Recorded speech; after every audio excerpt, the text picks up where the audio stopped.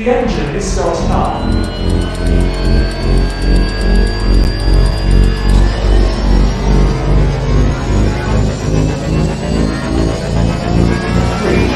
2, 1.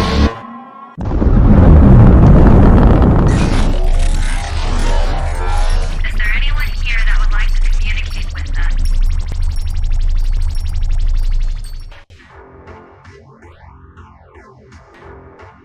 Putting a dip in your hip, a glide in your stride. Welcome to the mothership, the home of the travelers of the universe, with shows throughout the week. Everything you want, everything you could need. From the paranormal to the supernatural, from the spiritual to the unknown, from emotions to comedy. You can find us at Facebook, Twitch, YouTube, TikTok, Instagram, and so much more. This is R.I.F.T Nation Network, the RNN. And now, your featured show. Shall we begin?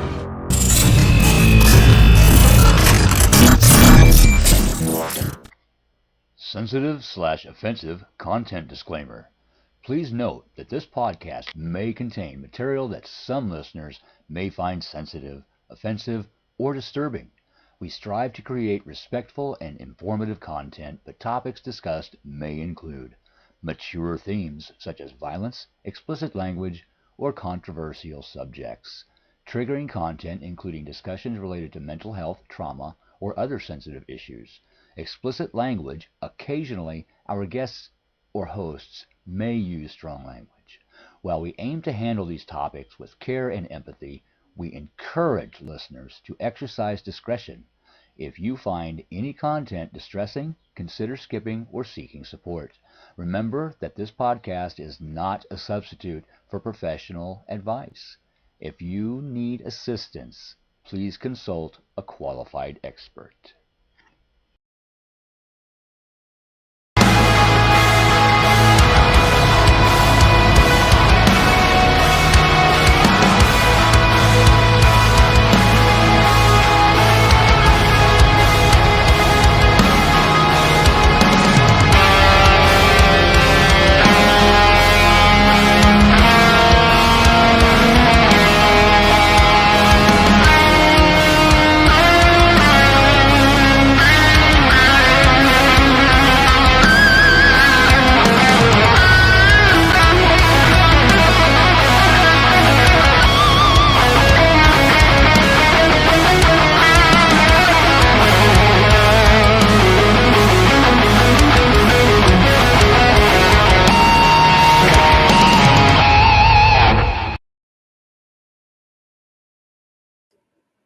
Hello, good evening, everybody. Come on in. Welcome to Mysteries Beyond the Scenes. We are streaming live on the R.I.F.T Nation Network on this lovely Wednesday evening, live on YouTube, Twitch, and Facebook. How's everybody doing? Welcome, friends, for another true crime, where astrology meets true crime. We're back. It just seems so funny. January, we were off for 2 weeks. 2 weeks for the holiday. Actually, 3 weeks. So it feels good to get back in the groove of things, get the holidays behind us, move forward in 2025. I hope everybody's doing well. Welcome, Tammy and Denise, Marie, Miss Lee, Linda. Thank you guys for joining me. I hope y'all are doing well. It's kind of like the halfway point before the weekend, Mysteries. It's kind of nice. I love Wednesday nights. You know, we were on for Mondays for a while, but I really prefer Wednesdays. I love Wednesdays. Wait till you guys, I don't know if you guys have heard about this case. I know last week we talked about Michelle's case. And that basically, Michelle was a search and rescue for the father and a friend and a little boy down in her area where they found it was a boat, and a missing little 7-year-old boy is still missing down in the Gulf.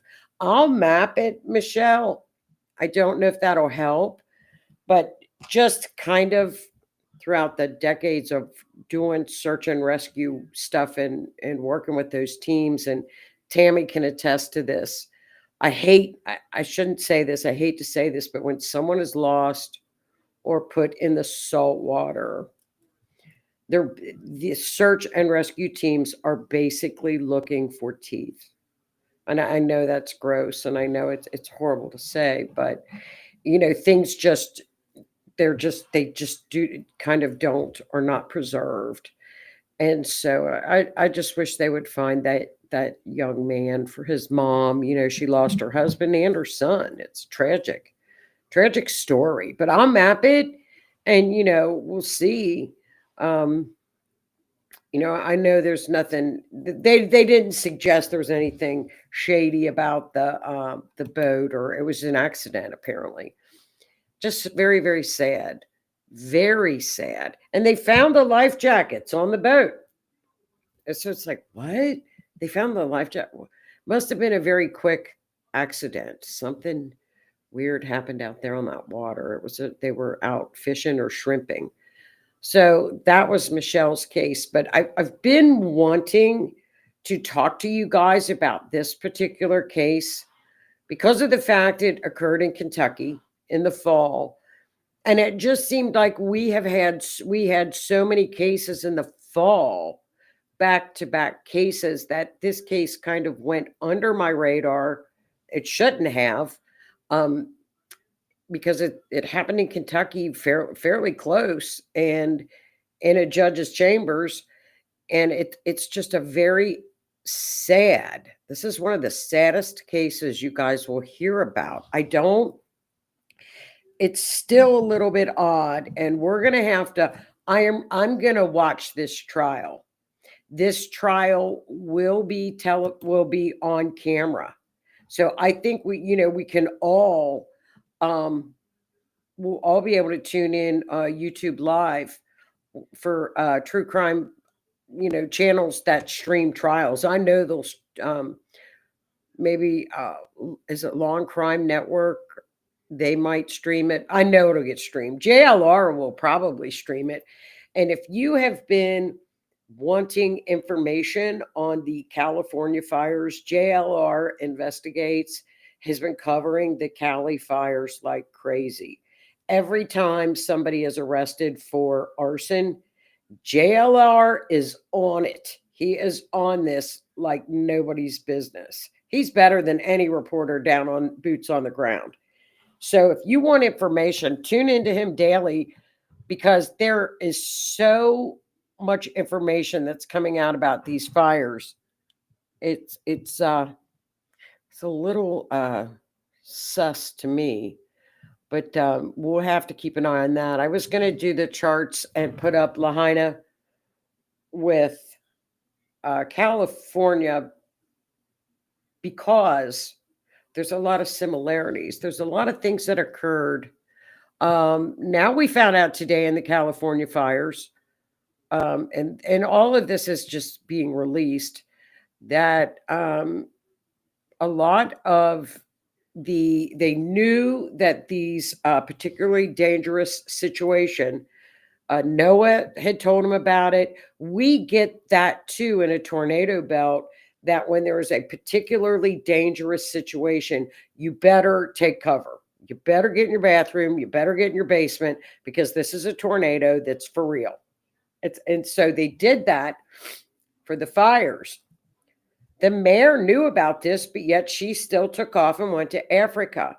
In addition to that, they were not prepared. They had told certain fire trucks to basically stand down. And then, of course, we all know that when they got to the Palisades fire, 80 fire hydrants were not in working order. And when they did get to a fire hydrant, there was no water. Come to find out, the reservoir is empty. So there's a lot of really weird things happening with the California fires that we need to keep an eye on. We really need to keep an eye on that. But stay tuned with JLR, because he's really on top of it. He's doing a lot of the legwork, and I trust his reporting skills. He does good investigative work. And I think so far there have been 4, possibly 5 arsonists arrested. I think 4 or 5, maybe. I'm not sure. Oh yeah. Oh yes, yes. Correct. Correct. That's correct, Keith. And also, they had donated trucks and ambulances to Ukraine. Yes. I mean, there's a lot of things, true crime, of course, we do like conspiracies and we do think a lot about, conspiracy things, but we also look at all the facts. We don't take anybody's word for it. We dig and look ourselves. So the here's Michelle. Well, there were about 6 fires at one time, Michelle. The one fire that the ATF is looking at, the Palisades fire that took out Pacific Palisades, they believe, they're not sure, that this was ignited on New Year's Eve by fireworks. And they went up there, and apparently that, those fires can come back up, and that may have been what happened there. But they have caught people with, there's a lot of suspicious things about it. They also stopped units from other states because they didn't meet California's admission standards. Correct. But they flew in fire guys from Mexico without equipment. Yeah. Yeah, there's tons of videos of the arson. Yeah. There are videos. There's a lot is going to come out of this. And I'll tell you, the most outspoken person that is talking is the chief, the fire chief. She's the one that's spilling the beans. She's got the receipts. She's the one that's been saying, hey, my budget was cut. I repeatedly was screaming, we can't handle this. We can't do this. She was very aware that insurance policies were getting canceled because they were not keeping up with the threshold of safety. The insurance companies knew it. Everybody knew that this was going to happen. This is very, very sad. That certainly doesn't get, I saw her video. Oh yeah, she's very vocal.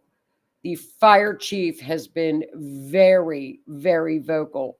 Check JLR investigates. He's got every person that they've arrested for arson, and he's got all the videos. Luckily, the people in the neighborhoods are keeping watch, Michelle. And the one guy had a torch, and the neighbors held him till the police came. He was charged with arson. He's got a rap sheet a mile long. Another lady was from Pennsylvania, a woman camping, said she was camping from Pennsylvania. There's a lot. The last one last night was a car fire. And a lot of these are happening in the homeless camps. So there's a lot going on. We got to keep our eyes open on that. But to get to tonight's story, this was really, this was heartbreaking. This was a heartbreaking story. When this happened in September, I know people that know Judge Mullins. I know a lot of people that knew Judge Mullins. The Kentucky judicial is a pretty, everybody kind of knows everybody. And, everything I've heard from him is he was a wonderful man. Now, where this occurred in Kentucky is far, far eastern Kentucky. If you can look at the little red dot on the map, that's about in the area where close to where a lot of the real major flooding occurred. But it's down in the mountains. It's Whitesburg, Kentucky. It's close to the Virginia border. It's a beautiful, beautiful area of Kentucky. It's in the mountains. And it's a little in Letcher County. They had one judge, one sheriff, we have what are called like baby court judges, district court judges that do traffic fines, DUIs, little things, misdemeanors. And then we have what are called circuit judges that handle the felonies. So Letcher County, my bad, only had one judge, one district court judge and one circuit court judge. Judge Mullins was the district court judge. Okay, this was on September the 19th. And that's what it looks like. It's beautiful. Okay, and now this is the sheriff, Sheriff Steins. He was a young man. Sheriff Steins had been Judge Mullins's bailiff. Now, in Kentucky, sheriffs are elected positions. So everybody knew Sheriff Steins. He was a bailiff for Judge Mullins. They were friends. Years. We're talking years and years. Judge Mullins had been a judge in this area since 2009. That's Judge Mullins, 54 years old. He was the judge. He was best known for his assistance. Okay, down in this area, I'll give you a little background. This is coal mine country. This is coal mining. And this is back when coal mining was huge. I mean, back in coal mining. So what happened is the coal miners would work in 18-inch seams. I don't know if you've ever been in a coal mine, but they would work in seams. They're called seams, 18-inch seams, this big, where they would crawl. It's horrific. So there was too back then, a big opioid epidemic because of the fact that their bodies were broken from the work that they did. It's not unusual to drive down there and you'll see people come out of the mines and they're all covered in soot, and that's normal at the gas station, anywhere, because they work in the coal mines. And like to get in through the mines, you have to lay down like on this little cart that drives you through the mines. It's crazy. So so Judge Mullins was an advocate for the drug situation and really wanted to help people. So he was known for that. They were friends, very friendly. So what happened on September the 19th? There's Letcher County Courthouse, beautiful little courthouse. And you would notice, like down in London, Kentucky, Whitesburg, Kentucky, any little town in Kentucky that you go into, look at those flower pots. Anywhere you go in town to a little city in Kentucky, there are flowers everywhere. Hanging baskets. There are flowers on the streets. There are plants on the streets. Every little city has potted flowers everywhere. It's a beautiful state. So there's the little courthouse. Now, what we know is this was caught, you guys, on video.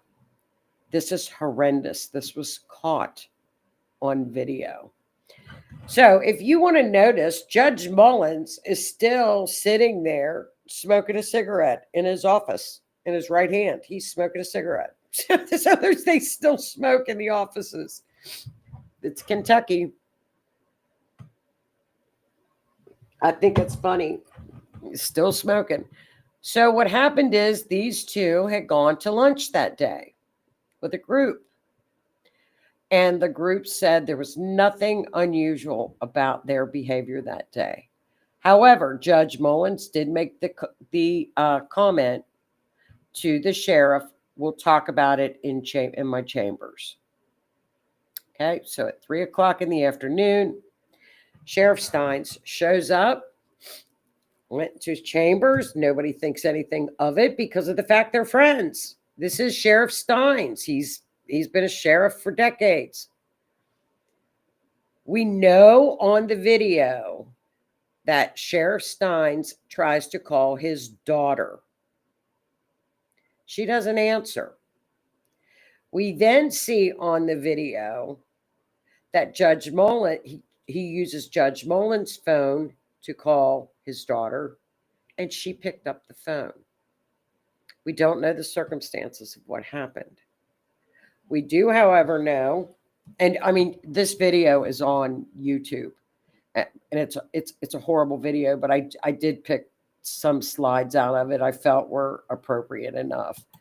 So what happens is, this is what happens. As you can see, Sheriff Steins has pulled his weapon and is pointing at Judge Mullins, and he proceeded to unalive Judge Mullins. He shot him there.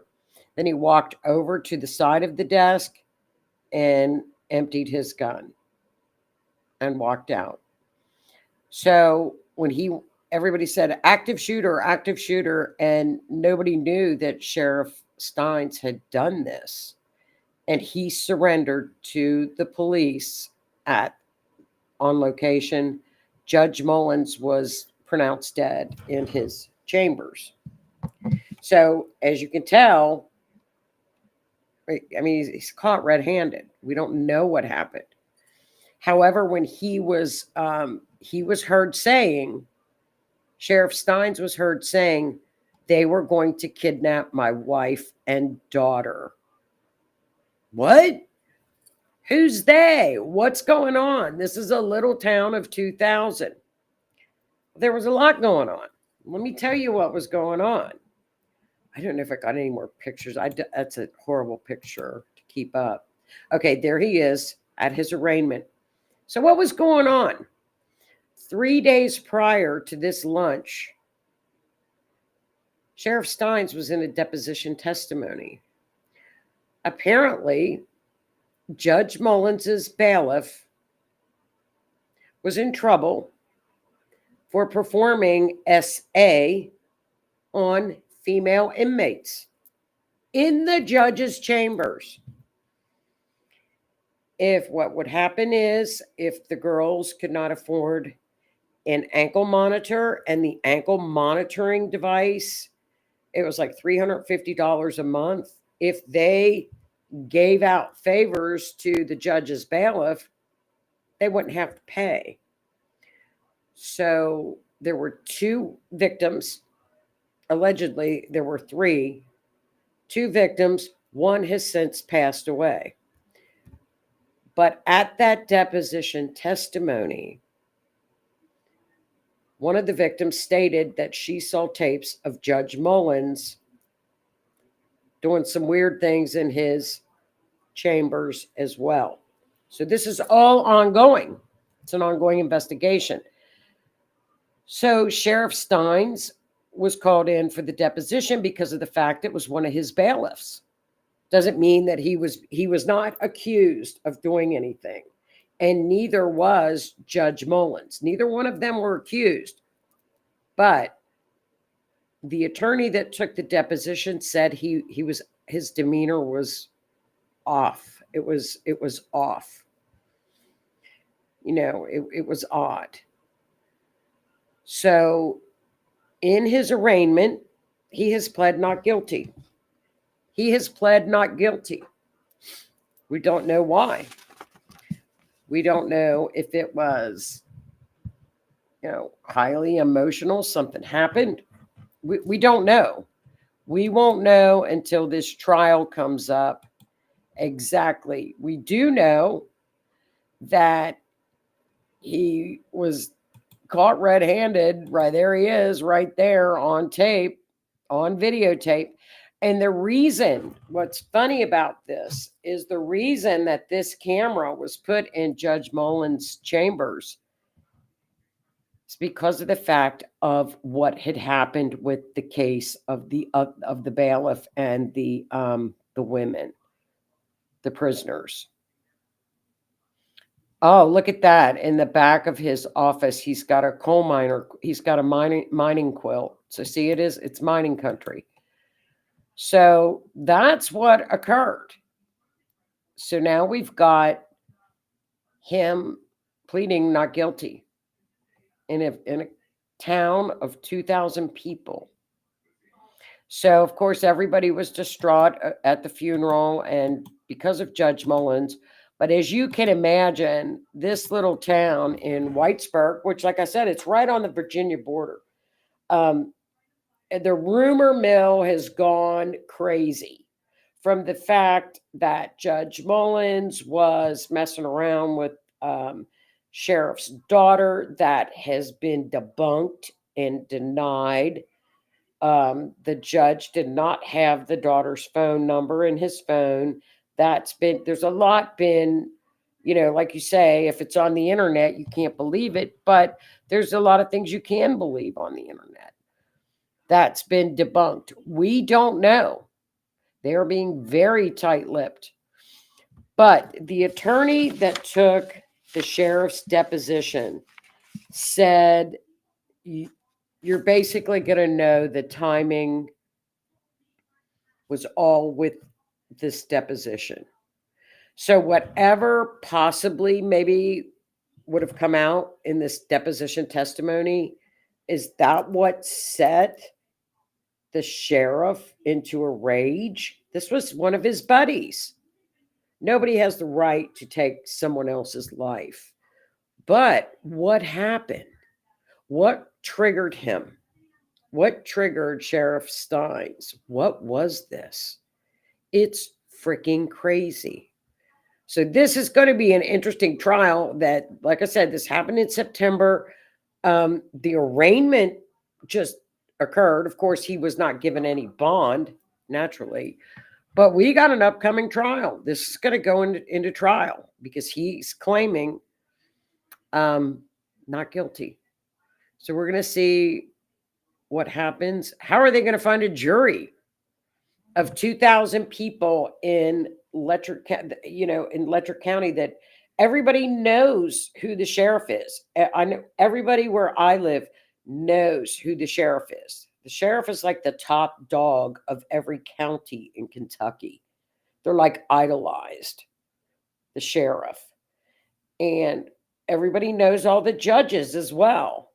So where are they going to go? Anywhere in this area and surrounding areas. Because, well, they could go to Pikeville. There's a city that's fairly large called Pikeville in Kentucky that they could probably find a jury that doesn't know them. But boy, the mountains talk. I'm just saying. The mountains know. The mountains have secrets. I'm telling you. It's crazy. It's weird. So I thought maybe the astrology, as always, can give us a little bit of insight. The event chart, I took the time of course, of the video.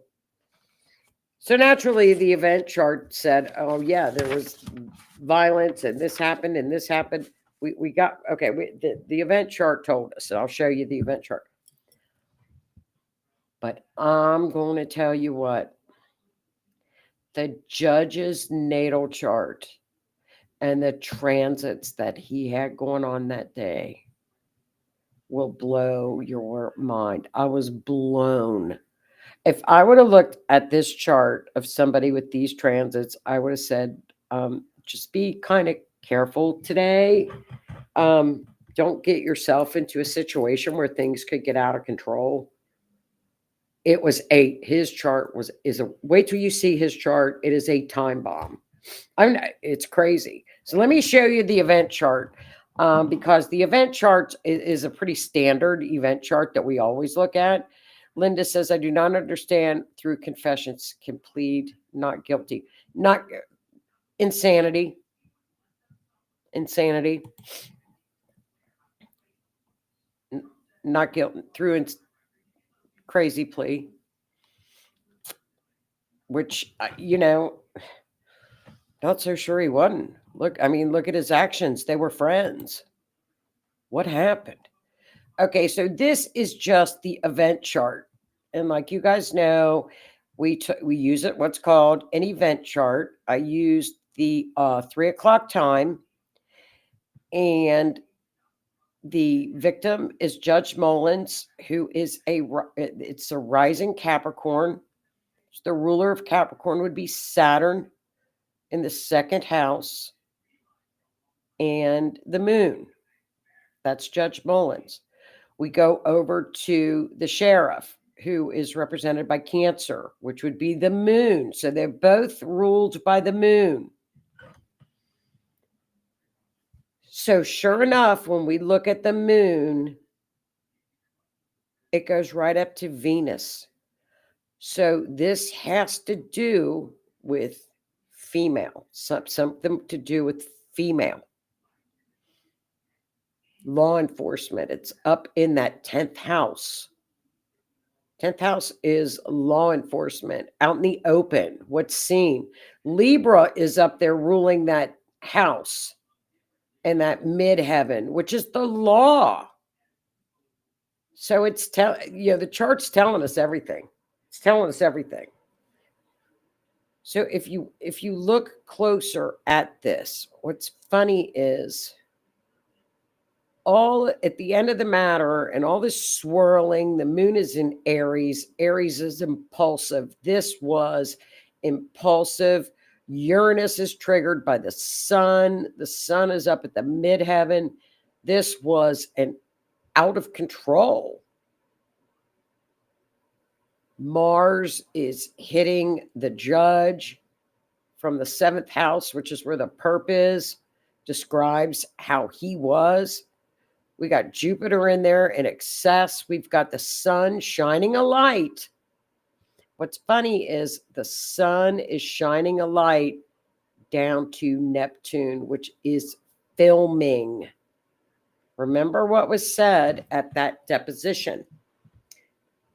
The girl said she saw Judge Mullins on a film. Do you think that that's what it was? I don't know, but that the astrology is telling us there was film, video.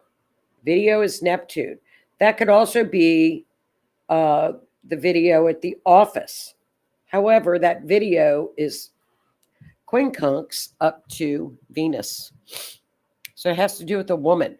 Uranus is triggered all over this chart. Look at that. If you look at Uranus, which is 1, 2, 3, in the 5th chart, in the 5th house, look at all the lines that are coming out of Uranus is just triggered, which is just out of control. It's a very triggered type of a chart. Oh, and one other thing is Pluto. Pluto is sitting right in the ascendant. Remember, you guys, when Pluto or Saturn, usually Pluto is sitting in the ascendant, that means this occurred right in front of the victim. So the attack and the unaliving is right in the victim's face. It's right at them, which we saw that. So we got Pluto up there. And then we've got the female. It has to do with the female. Something about a female. So we'll have to wait and really, really watch this. Maybe, watch this trial to get this. But the interesting chart, wait till you all see this. This one blew my mind. This is the judge's natal chart. Now I'm going to have to explain it to you because let me try to make it bigger. I'm going to make it bigger. All right, we're going to look at the judge. Now, as you know, this is his natal chart. I didn't have a time, so I used noon. Okay, this is the judge's natal chart, and the transits are the green planets, what are transits? Transits are the planets in real time on September 19th, what they were doing around his natal chart. Remember, his natal chart is not moving. That's what he was born with. He was born a Cancer. He was born a rising Virgo, moon in Pisces in the 7th house. I see, a lot of attorneys and judges have moons in Libra, which is the 7th house ruler, law. So he's got his moon is in the 7th house. Okay, that's his natal chart. We can go on and on about his natal chart. He loved power. Look at that, Pluto on the ascendant. But let's look at his natal chart. So we're going to talk about what was transiting that day. Now, you guys know that I've said it 1,000 times that the lunar nodes are always triggered in a death chart. Okay. The transiting north node, which is up in Aries, which is fiery to begin with, okay? That it's up in the 8th house of death. North node is up in the 8th house. It is squaring his natal sun, okay? Mars is squaring his natal Chiron, bodily injury. Venus is conjunct his natal Jupiter. So whatever Venus would be the female or a relationship conjunct Jupiter, it's getting blown out of proportion. Something is going to be blown up. Something is going to be, made, it's just going to be, can be exaggerated. Mars is also conjunct his sun. We got Mars is crazy. Uranus is squaring the south node. South node is loss. Okay. Uranus, where is Uranus? 1, 2, 3. I don't know where I'm seeing that, but I wrote it down. Oh, okay, I see it. Uranus is squaring, kind of squaring. It's wide. It's wide. Transit Mars is square his south node. South node is loss. The moon is in Aries. Again, it's just fire all over. His natal south node, the transit south node is conjunct his natal Uranus. So again, you can see how easily the lunar nodes are just lit up. Oh, another thing. This is the 4th chart I have looked at. There's 4 now. That when Pluto ingressed into Aquarius, either in the 6th or the 7th house. Usually they're the 7th houses. They're leaving the 6th house and going into the 7th. But it's either 6th or 7th house down here. The person has passed away. I have no clue. I don't know what that means. I don't know what that means. But it's the 4th one I've seen now. That when oh crap, wait. When Pluto, yikes. When Pluto moved, see Pluto's circled in green, moved into Aquarius, right sitting at that angle. And that occurred in June. And then, of course, Pluto retrograded back, if you remember, and it hit again around our election time. And then it moved forward. So in June, there were 2 deaths that I'm very aware of, where it went from the 5th house into the 6th house. Well, that was the 6th house of the judge's house of health. His day-to-day, his job, or his house of health. And Pluto was getting ready to crack into that 6th house. 4th one I've seen now. It's crazy. So that is that chart. Do you guys have anything to say? You guys are being awful quiet about this case. Do you have anything more to say about this? It's a very sad, sad case. Hi, Lois. How are you, hon? I hope you're doing well. Hi, Kathy. I hope everybody's doing well tonight. What are your thoughts, you guys? What do you think? What do you think happened? Now, remember, these 2 were really good friends. Has anybody heard any other gossip regarding this case? It's crazy, isn't it? Do you guys have any thoughts on it? It's a very sad case because you know darn well that both of these families know one another. The judge's family and the sheriff's family, they all know each other. It is it's a wild one. I agree, Linda. It's very interesting. This is going to be one of those trials, I think, that's going to occur probably spring, summer coming up. Because how much evidence do you really need to collect? The videotape. Um, it's going to be a lot of secrets are going to really come out of the woodwork. Really, it was Tammy said it's the first I really heard about it. Back in the fall, back in September, Tammy, it was all over the news. It was everywhere. But now things are, everybody's being a little tight-lipped about the trial. The trial's going to get moved. It has to. They have to get a new venue. They have to. How can they pick a jury from that little town? I don't know. So, and of course, Sheriff Steins has resigned. He's in jail. He has to resign. But it's really, and Denise is trying to keep up with all the info. It's interesting, isn't it, Denise? Sometimes in forensic astrology, a natal chart with transits will give us a huge bit of information. Sometimes it will not. His birth chart, though, even without a time of birth, told us everything we needed to know.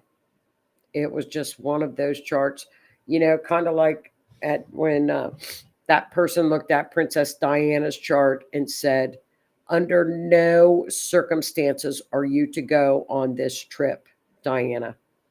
Do not go to France. Her astrologer told her that. Now, that's pretty strong.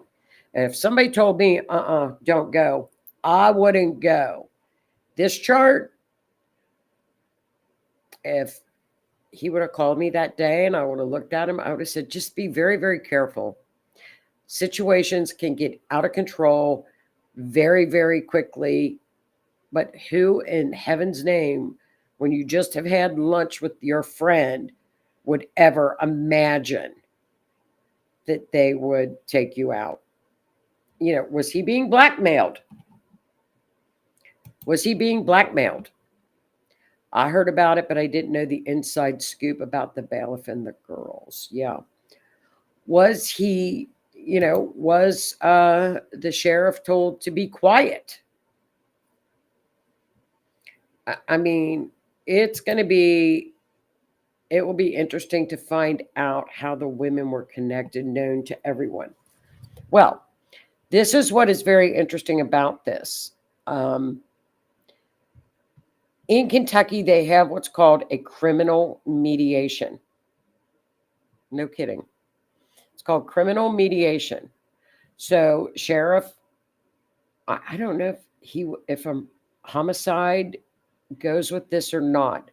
But in other words, a victim can go. They go in front of mediation in front of a retired judge.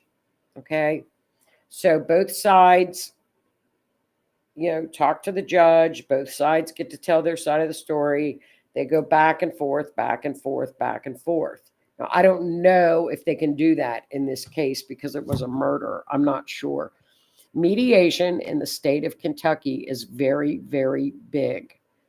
It cuts down on hearing times. It helps the victims. It helps the judges' calendars. Mediation is a very good tool.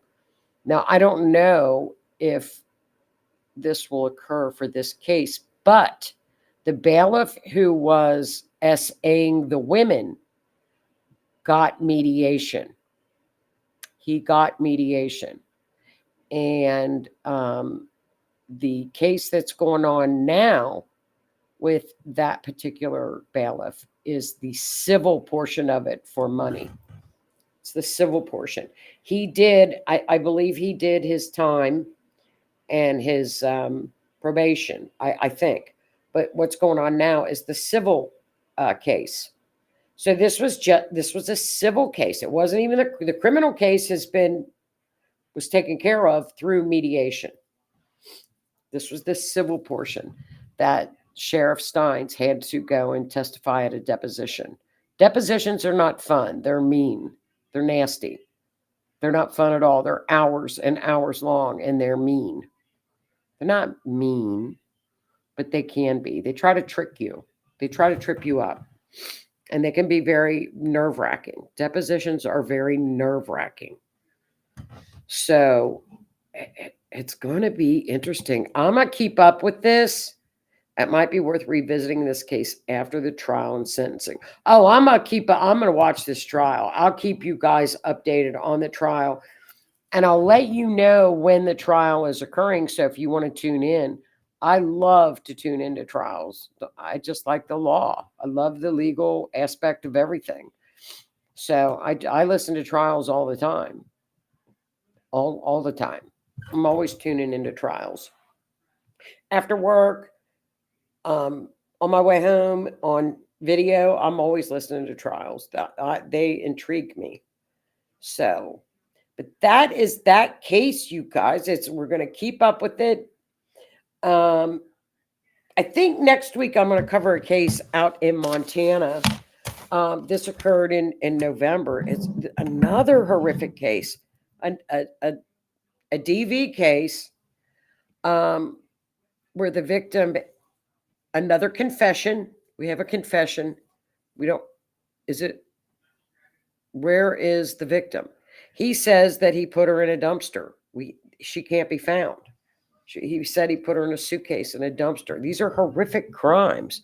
So I'm going to look at that next week, and we'll look at the astrology on that next week too, and see what we can find out. That's in Montana. That's an interesting case. That just happened in November as well. We'll keep up with anything else if it breaks during the week. We're on top of it. You guys know that. Now, remember, too, you guys, if you're interested in any kind of astrology, come and join my astrology group on Facebook. It's called Astrology the Series. It's a private group. You can ask to be invited and ask Linda, ask Denise and Tammy. We talk astrology. We get together on Saturdays and go over things on charts. We learn astrology.